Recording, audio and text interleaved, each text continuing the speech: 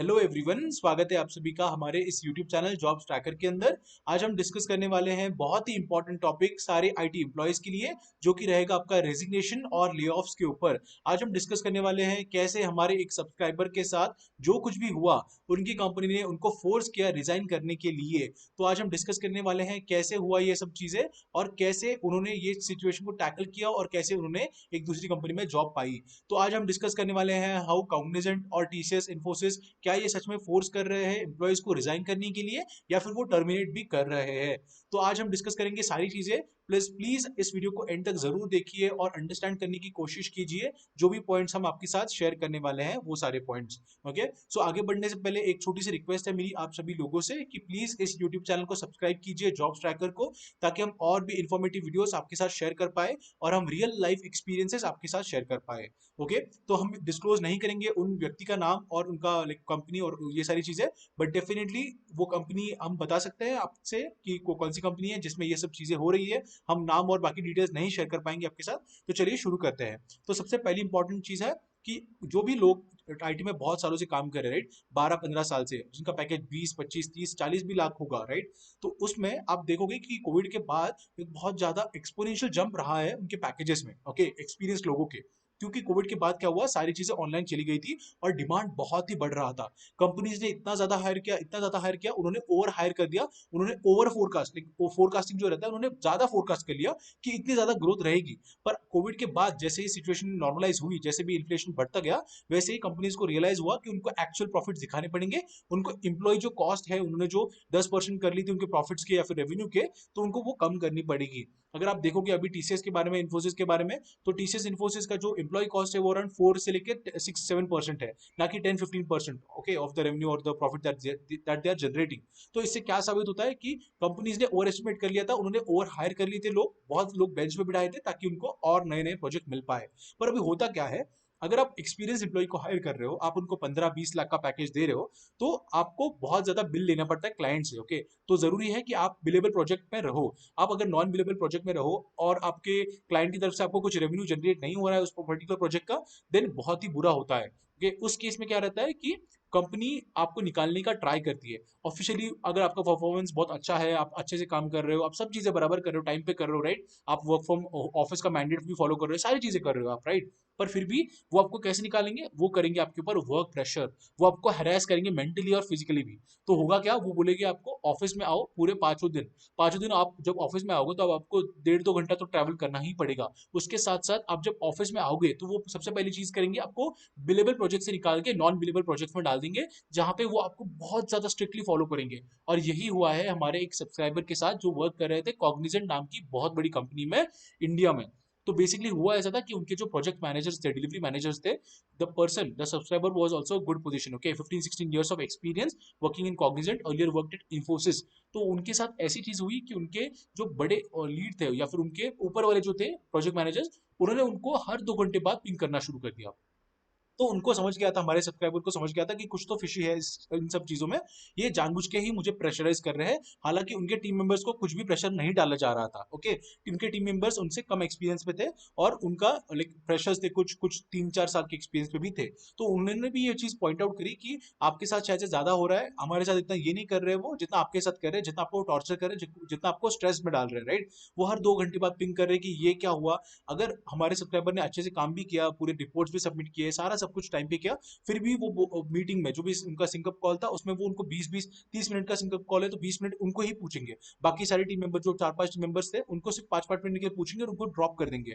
पर इनको सबके सामने डांटेंगे, गुस्सा करेंगे और बहुत ही ज्यादा टॉर्चर करेंगे और हर चीज में, छोटी छोटी चीज में पॉइंट आउट करेंगे कि आपने ये नहीं किया है, आपने वो नहीं किया है। और उस वजह से होने के लगता है कि आपको ऐसे लगने लगता है जैसे हमारे सब्सक्राइबर को लगने लगा था कि वो शायद से राइट परफॉर्म नहीं कर रहे हैं। वो दिन के 15-15 घंटे काम कर रहे थे, ऑफिस में जाके घर पे आके भी काम कर रहे थे, पर उनको फैमिली टाइम वगैरह बहुत सारी चीजें ऐसी थी जो उनके मेंटल पीस को भी खराब कर रही थी, उनको फिजिकल हेल्थ भी बहुत ज्यादा बिगड़ रही थी। तो उस वजह से होता क्या है, अगर आप ऐसी सिचुएशन में फंस जाते हो जहां पे आपके सीनियर्स आपको बहुत टॉर्चर कर रहे हैं और आपको उनको बोल रहे थे कि नॉन नॉन बिलेबल प्रोजेक्ट में जाओ, बिलेबल प्रोजेक्ट से हटके आपको कुछ भी फालतू के प्रोजेक्ट दे रहे हैं, आपकी टेक्नोलॉजी के ऊपर जो भी नहीं है वो भी दे रहे हैं प्रोजेक्ट, राइट, जो आपका स्किल सेट उसके ऊपर भी नहीं दे रहे थे। डेफिनेटली आईटी में लर्निंग कर्व अच्छा रहता है, मतलब लर्निंग कर्व रहता है हमेशा, आपको हमेशा सीखना पड़ता है, बट इसका मतलब ये नहीं है कि आपकी स्किल्स छोड़ के अगर आप बैकएंड डेवलपर है तो आपको डायरेक्टली उन्होंने सपोर्ट में डाल दिया, या फिर आप सपोर्ट वाले हो तो आपको directly front end developer react JS या फिर नोड जेएस या फिर एंगुलर में डाल दिया। तो ये सारी चीजें रहती है आईटी में। ओके, तो इसके साथ साथ आपको इस चीज का भी ध्यान रखना पड़ता है कि आपको वो ऐसे भी बोलेंगे कि एचआर की तरफ से बहुत प्रेशर है। ओके, तो इस केस में आप समझ जाना कि एचआर की तरफ से जब वो बोलते हैं कि बहुत प्रेशर है, इसका मतलब ये है कि आपको वो चाहते हैं कि आप रिजाइन करो, वो चाहते हैं कि आप कंपनी छोड़ के जाओ, वो चाहते हैं कि आपको कोई और अपॉर्चुनिटी मिले। इसके साथ साथ last but not the least, last hint जो आपको उनकी तरफ से मिलता है कि आप उनको डराने की कोशिश करते हो कि यार मैं रिजाइन करने का सोच रहा हूँ, मुझे बाहर ऑफर्स मिल रहे हैं। हालांकि आपके पास ऑफर नहीं होंगे तो भी रहता है, लेकिन बहुत से लोग ऐसे ट्राई करते हैं कि मैनेजर के साथ डिस्कस करने का ट्राई करते हैं कि मुझे बाहर से ऑफर्स आ रहे हैं, मैं क्या करूँ, बताओ, आप कुछ हाइक दोगे, कुछ अच्छा प्रोजेक्ट दोगे, क्या करोगे आप मुझे। आप ऐसा आपके टीम लीड को या फिर प्रोजेक्ट मैनेजर या फिर डिलीवरी मैनेजर को जाके बताते हो। उसके बाद क्या होता है, बहुत इंपॉर्टेंट चीज, वो आपको बोलेंगे कि ठीक है मैं अपने सीनियर से बात करता हूँ और आपको कल बताता हूँ। ओके, और फिर वो 2-3 दिन के ऐसे ही आपको टाल देंगे, उसके बाद फिर आके आप जब उनसे अपडेट मांगोगे तो बोलेंगे ठीक है आप रिजाइन डाल दो, कोई टेंशन नहीं है। हालांकि वो चाहते थे कि आप रिजाइन करो। अगर आप कोई भी कंपनी में जाओगे, आपने उधर 2-3 साल 4 साल 5 साल काम किया है, तो आपको पता चलेगा कि वो एचआर, वो प्रोजेक्ट मैनेजर, वो चाहेंगे कि आप रहो, बिकॉज उनके लिए नया बंदा हायर करना, उसको ट्रेन करना, ये सारी चीजें करना बहुत ही डिफिकल्ट रहता है। इसलिए वो चाहते हैं कि आप वहीं पे रहो, 2 साल 3 साल और रहो। थोड़ी सी हाइक भी देंगे, अगर आप एक्सपीरियंस हो तो थोड़ी सी हाइक भी देंगे वो आपको रहने के लिए। अगर आप फ्रेशर हो तो आपको कुछ हाइक नहीं देंगे। टीसीएस इन्फोसिस में तो फ्रेशर की कोई कीमत ही नहीं होती है। तो चलिए हम आगे बढ़ते हैं और डिस्कस करते हैं उसके साथ क्या हुआ फिर। उन्होंने जैसे ही बोला कि मैं रिजाइन करना चाहता हूं, तो उन्होंने बोला कि हाँ ठीक है आप रेजिग्नेशन डाल दो, आप अपने पेपर्स पुट डाउन कर दो और हम आपको रिलीज कर देंगे। तो ये सब चीजें हो रही है। अब आप ही सोचो, अगर उस बंदे के पास, उस सब्सक्राइबर के पास बहुत सारे ईएमआईज होते हैं, बहुत सारे लाइक घर के ईएमआईज, बच्चों की फीस होती है या फिर वाइफ के एक्सपेंसेस, बहुत सारी चीजें होती है, और if they are single bread earner for the family, तो उन केस में क्या होता, उस केस में वो कैसे चीजें हैंडल करते हैं। तो इस वजह से भी ये बहुत इंपॉर्टेंट है कि आपके ऊपर अननेसेसरी कोई ईएमआईज ना हो। अगर आप रेंट पे रह रहे हो तो दैट इज ऑल्सो ओके। अगर तो आप क्या कर सकते हो कि आप बड़े मकान से या फिर बड़े फ्लैट से छोटे फ्लैट में शिफ्ट कर सकते हो जहाँ पे कम रेंट मिल रहा है, राइट, ऐसे एरिया में जा सकते हो जहाँ पे कम रेंट है। तो ये सारी चीजें कर सकते हो। लेकिन आपके पास अगर एग्जिस्टिंग ईएमआईज है, कार की EMIs, home loan EMIs, travel EMIs, बहुत सारी टूरिज्म की ईएमआईज, तो उनके इसमें बहुत डिफिकल्ट हो जाता है। तो यही चीज हम आप सबको समझाना चाहते हैं, हमारे सब्सक्राइबर्स को, कि कॉग्निजेंट फायर कर रहे हैं, क्या टीसीएस इन्फोसिस भी ऐसे कर सकती है। डेफिनेटली टीसीएस इन्फोसिस ने भी बहुत सारे लोगों को निकाला है जो बेंच पे थे, उन्होंने उनको डायरेक्टली, टीसीएस ने तो बहुत ऐसे इंप्लॉयज के साथ किया है जिनके पास ड्यूल एम्प्लॉयमेंट का कुछ स्कोप लग रहा था, उनके ईपीएफ ईपीएफओ से linked, okay, employee provident fund से लिंक कुछ लग रहा था उनको, झूठ वगैरह, तो उनको भी उन्होंने फायर किया है। टीसीएस इन्फोसिस ने जो भी इनका बैकग्राउंड वेरिफिकेशन फेल हुआ है, उनको भी फायर किया है। उनको डायरेक्टली एचआर ने बुलाया और बोला कि एक तो रिजाइन डालो या फिर हम आपको टर्मिनेट करेंगे। क्योंकि अगर कंपनी टर्मिनेट कर रही है तो उनको ग्रीवियंस पैकेज भी देना पड़ता है, सर्वियरेंस पैकेज देना पड़ता है, बहुत सारी चीजें देनी पड़ती है, सैलरी देनी पड़ती है 2-3 महीनों की, और आपको अलग अलग चीजें देनी पड़ती है। बट अगर वो रेजिग्नेशन है तो आपको सिंपली 3 महीने का नोटिस पीरियड सर्व करना है, या फिर आपको इंस्टेंट रिलीज दे देंगे वो कंपनी से और आप चले जा सकते हो। तो ये भी चीजें रहती है कंपनीज में। तो डेफिनेटली टीसीएस इन्फोसिस ये दूध के दूल्हे नहीं है, वो भी अपना प्रॉफिट ही देखेंगे। वो एक कैपिटलिस्ट कंपनी है जो जिनको प्रॉफिट जनरेट करके देना ही है स्टॉक्स में जो इन्वेस्टेड है उन सभी शेयर होल्डर्स को और प्रोमोटर्स को। तो ये बहुत ही इंपॉर्टेंट हो जाता है। ओके गाइज, आई होप इस वीडियो से आप बहुत सारी चीजें समझे होंगे। थोड़ा ज्यादा लंबा हो गया वीडियो, लेकिन definitely this is worth it. आपको जाननी चीजें चाहिए, ये चीजें जो आईटी में चल रही है फिलहाल।